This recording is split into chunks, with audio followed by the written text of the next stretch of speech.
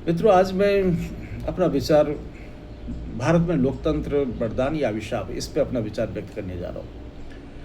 मित्रों, जैसा कि हम लोग जानते हैं कि कोई भी जो कार्य प्रणाली इम्प्लीमेंट किया जाता है तो उसके दोनों 2 एस्पेक्ट होते हैं, एक पॉजिटिव एक नेगेटिव। पॉजिटिव ही देखकर मतलब कोई कार्य प्रणाली को इम्प्लीमेंट किया जाता है और निश्चित रूप से लोकतंत्र का कोई जवाब नहीं है। लोकतंत्र से बहुत बड़ी अपेक्षाएँ ये होती है कि जो लोगों के बीच में, प्रजा के बीच में से प्रजा के द्वारा चुनी हुई होती है, जो ऐसे माना ये जाता है कि उसमें से जितने भी जो सुयोग्य व्यक्ति होगा उसको स्थान मिलेगा। स्थान मिलने के बाद में वो लोग सरकार में शामिल होंगे या सरकार बनाएँगे या सरकार चलाएँगे और जो मतलब निस्वार्थ रूप से काम करेंगे, प्रजा के हित में काम करेंगे और बेहतर देश के लिए काम करेंगे। लेकिन आज के परिप्रेक्ष्य में जो हम देखने जा रहे हैं भारत में, तो निश्चित रूप जस्ट अपोज़िट होने जा रहा है। काफ़ी दुखद और दुर्भाग्यपूर्ण है ये। ये जितनी भी बुराइयाँ हैं सब इस पे इम्प्लीमेंट हो गई हैं।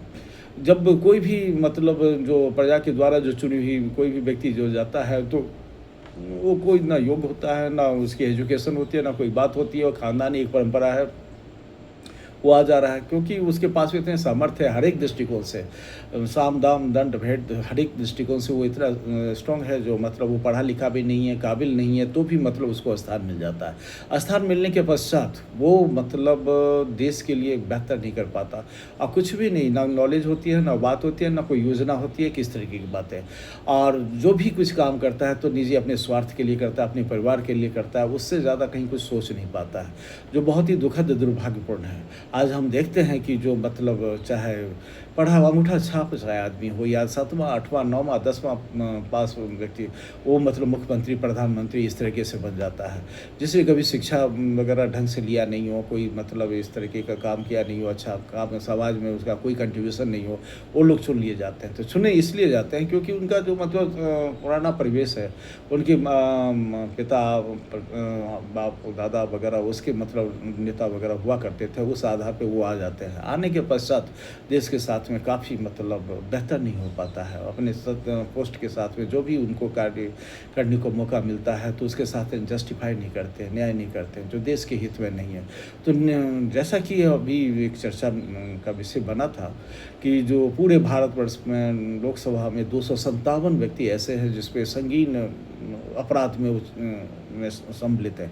अब वो चुन के चले गए हैं, तो उससे क्या आप अपेक्षाएँ कर सकते हैं? कभी किसी ने जब प्रजातंत्र को लागू किया गया तो कभी किसी ने सोचा नहीं था कि ऐसी भी स्थिति आएँगी। जस्ट अपोज़िट उसको सोचा गया था, लेकिन अभी हो क्या रहा है? जो 250 से 52 से हम क्या उम्मीद करेंगे? और उसके पश्चात उसके प्रोटेक्शन के लिए पूरी फ़ोर्स लगाई गई है और उसके मंत्रिमंडल में भी उसको शामिल किया जाता है, मंत्री भी बनाया जाता है। तो उससे देश के उत्थान के बारे में सोचना एक निश्चित रूप से अपने आप को धोखा देने की ही बात है। इवन आज के परिप्रेक्ष्य में यदि हम बिहार की स्थिति देखें तो काफ़ी दयनीय स्थिति, जहाँ मुख्यमंत्री 7वां भी फेल ऐसा बताया जा रहा है। इस तरीके की बातें हैं, जो मतलब अध्ययन कभी किसी ने किया नहीं।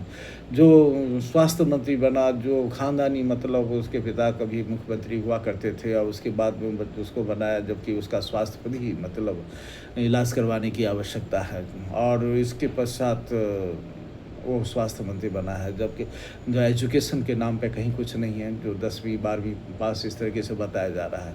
ऐसे अनेकों उदाहरण है, केवल 1-2 तो उदाहरण हमने दिया जो मतलब अभी वर्तमान के परिप्रेक्ष्य में है, लेकिन भारी तादाद में लोग ऐसे हैं जो मतलब डिज़र्व नहीं करते हैं और उनको मिला है। तो निश्चित ही माने कि जो ये मतलब आज के परिप्रेक्ष्य में भारत के लिए जो ये लोकतंत्र जो है वो वरदान नहीं अभिशाप के रूप में होने जा रहा है। तो ये यदि इसमें तत्काल प्रभाव से उसको देखा नहीं गया, उसको मतलब चेक नहीं किया गया, उस पे एजुकेशन वगैरह के फिक्स नहीं की गई और उसको बेहतर सुयोग्य व्यक्तियों के हाथ में नहीं दिया गया, तो निश्चित मानिए कि ये ज़्यादा लंबा नहीं चल सकता है। स्थिति ये होगी कि जो भयावह स्थिति कभी उत्पन्न हो सकती है। हो सकता है कि जो भारी तादाद में जो लोग अभी एजुकेशन लेने जा रहे हैं, वो अच्छा बुरा सब कुछ समझने लगे हैं। वो कास्ट से हर एक चीज़ों से, धर्म जाति वगैरह से सबसे ऊपर उठ चुके हैं। वो विकास चाहते हैं, वो स्थान चाहते हैं, वो काम चाहते हैं।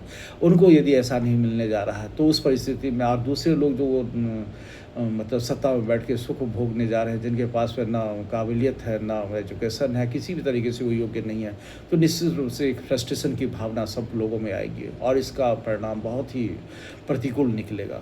तो समय को ही कभी भी विकृत होने की स्थिति में, समय जब खराब हो, जब आने से पहले यदि उसमें सुधार नहीं किया गया तो एक बहुत बड़ा मतलब एक बहुत ही विचित्र और एक बड़ी घटना घटित हो सकती है।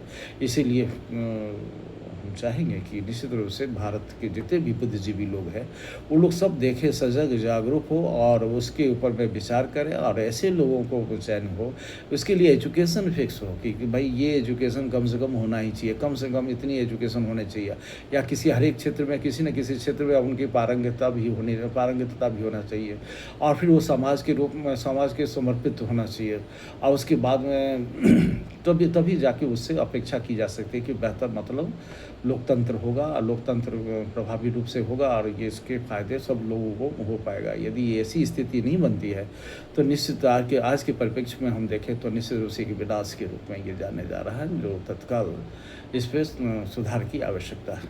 बहुत बहुत धन्यवाद।